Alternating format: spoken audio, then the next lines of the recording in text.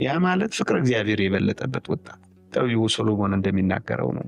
የጠገበች ነፍስ የማር ወለላን ትረግጣለች፣ የተራበች ነፍስ ግን የመረረው ነገር ሁሉ ይጣፍጣታል ይላል።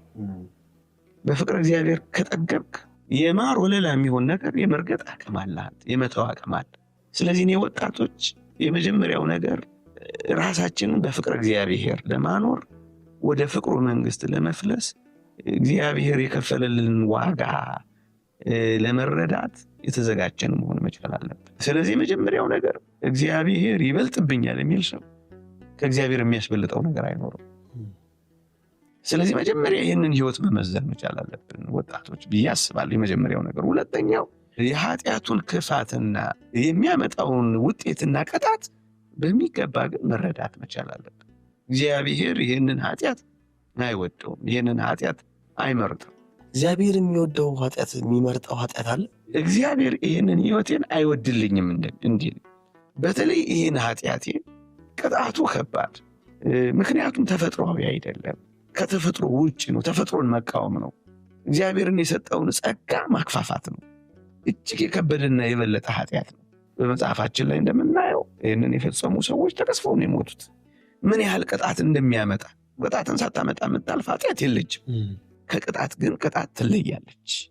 ስለዚህ ወደዚያ ወደ ከበደ ቅጣት ውስጥና እግዚአብሔር እጅግ ወደሚጸየፈው፣ ምድርን ወደሚያረክሰው፣ ነፍስን ወደሚያጠፋው ተዘርዝረዋል። እንዲህ አይነት ለምሳሌ ግብረ ሶዶማዊነትን ከዚህ ኃጢአት ጋር ነው የሚደመረው። መራራ ብሎ ነው መጽሐፍ ቅዱስ የሚገልጽ፣ እርኩሰትን የሚያመጣ፣ ምድርንም የሚያስርብ፣ ከተማን እንኳን ሳይቀር የሚያጠፋ። ስለዚህ የቅጣቷን መጠን የክፋቷን መጠን በሚገባ ልክ ማወቅ ይገባል። ሁለተኛው ከተፈጥሮ የሚለያይ መሆኑ ደግሞ በተፈጥሮ ላይም ጭምር ማመጽ ነው። ምክንያቱም እግዚአብሔር ሩካቤን በግላችንና በእኛ ብቻ እንዲፈጸም አድርጎ የፈጠረው ስራ የሰጠው ጸጋ አይደለም። ከሰው ጋር ያውም ወንድ ከሆነ ከሴት ጋር፣ ሴት ከሆነ ከወንድ ጋር እንዲፈጽመው እንጂ በራሳችን ወይም በቁስ እንድንፈጽመው እግዚአብሔር እንዳልፈቀደ ማወቅ። ይሄ ከተፈጥሮ ውጭ የሆነ የአጋንንት አሰራር መሆኑ ወጣቶች ማመንና ማወቅ አለባቸው። ስለዚህ አመጽው እየከበደ ነው የሚሆነው። በእግዚአብሔር ፍጥረት ላይ ሁሉ ማመጽ ነው የሚሆነው። ይሄንን ደግሞ መረዳት። ሁለተኛ በጤና ላይ የሚያመጣውን ቀውስ ደግሞ ወጣቶች በሚገባ መረዳት መቻል አለባቸው። ብዙዎች በዚህ ምክንያት የሚመጣውን የጤና ቀውስ መቋቋም አይችሉም።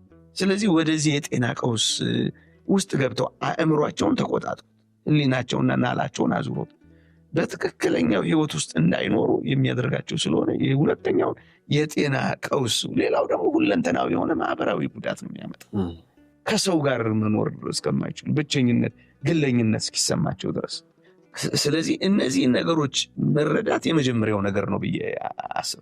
ጥቅም አልባነቱ ብቻ አይደለም፣ ጉዳቱ ደግሞ እጅግ የበዛ እንደሆነ ያወቀ ሰው ከዛ ጉዳት ተጠነቀቀ፣ ለመፍትሄው ይዘጋጃል። አንድ የመፍትሄው 50% ጉዳቱን ማወቅ፣ ከዛ ለመውጣት ይዘጋጃል። ሁለተኛውና መፍትሄው ግን ምን እናድርግ? ቅዱስ ኤቫጊረስ የተባለ አባት እንዳስቀመጠው ማንኛውም ሐሳብ በተዋጋ ጊዜ ይላል ከትእዛዛቱ መካከል አንዱን ከፊት ለፊት አስቀምጥና እሱን እያሰብክ ጸልይ ይላል፣ ታሸንፈዋለህ ይላል። እንደነዚህ አይነት ሐሳቦች ሲመጡ የእግዚአብሔርን ትእዛዛት አሁን ያላቸው ፊት ለፊታችን በማድረግ መቃወም መቻል፣ ሐሳቡን ወደ መቃወም መምጣት መቻል አለብን። የእግዚአብሔርን ቃል ወደ መስማት፣ የእግዚአብሔርን ቃል ወደ ማዳመጥ።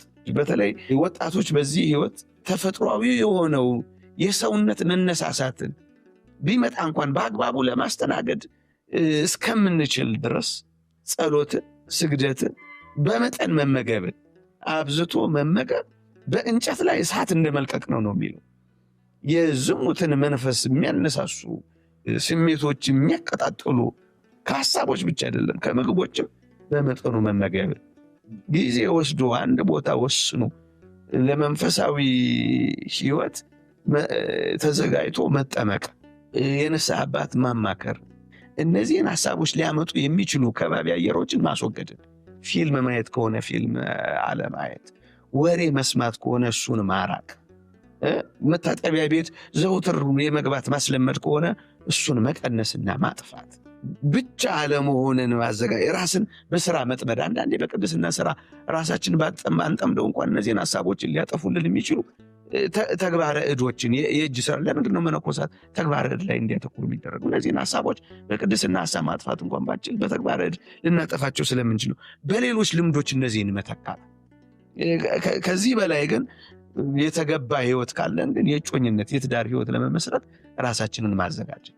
ከሁሉ በላይ ግን እኔ ቤተክርስቲያን በዚህ ጊዜ ሰንበት ትምህርት ቤቶችም ቤተክርስቲያንም እንዲህ አይነት የሱስ ቅድም እንዳልናቸው አይነት ከፍ ያሉ ተግባራትን ልምምድ ያለባቸውን የመጠመቂያ ቦታዎቻችን የማገገሚያ ማዕከላትም እንዲሆኑ አብሮ የመስራት የስነ ልቦና አማካሪዎች የመንፈሳዊ ህይወት አማካሪዎች ሆነው የማገገሚያ ማዕከላት የሚያስፈልጉ ብዙ ጊዜ በአውደ ምሕረት እናወግዘዋለን እንጂ እንዴት እንደሚታመም መፍትሄውን አናቀርብም።